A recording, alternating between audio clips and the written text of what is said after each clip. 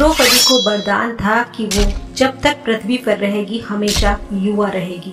उसके बावजूद भी 18 दिन के युद्ध ने द्रौपदी को 80 वर्ष जैसा कर दिया था, शारीरिक रूप से और मानसिक रूप से भी। नगर में चारों तरफ विधवाओं का बाहुल्य था।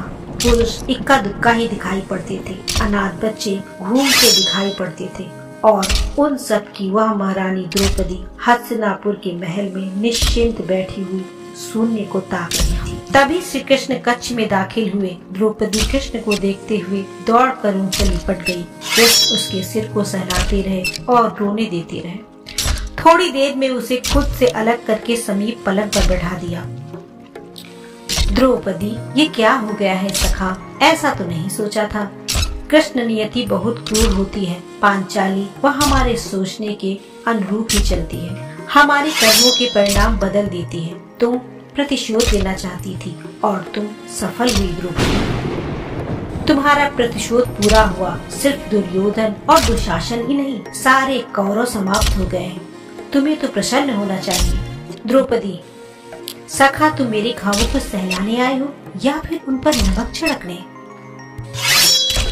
कृष्ण, नहीं द्रौपदी, मैं तो तुम्हें वास्तविकता से अवगत कराने आया हूँ। हमारे कर्मों के परिणाम को हम दूर तक नहीं और जब समक्ष होते हैं तो हमारे हाथ में कुछ भी नहीं रहता। द्रौपदी, तो क्या इस युद्ध के लिए पूर्ण रूप से मैं ही उत्तरदायी हूँ?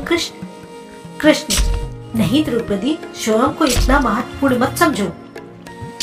लेकिन तुम अपने कर्मों में थोड़ी सी भी दूरदर्शिता रखती तो स्वयं इतने कष्ट कभी ना पाती। द्रौपदी, मैं क्या कर सकती थी कृष्ण?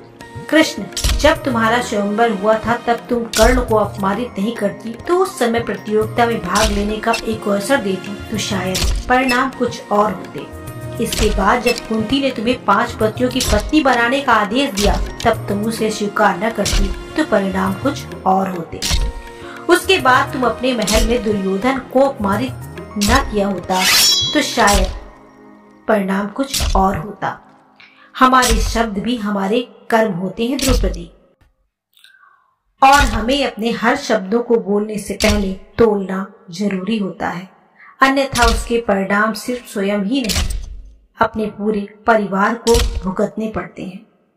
संसार में केवल मनुष्य ही एकमात्र ऐसा प्राणी है जिसके जहर उसके दांतों में नहीं, शब्दों में है।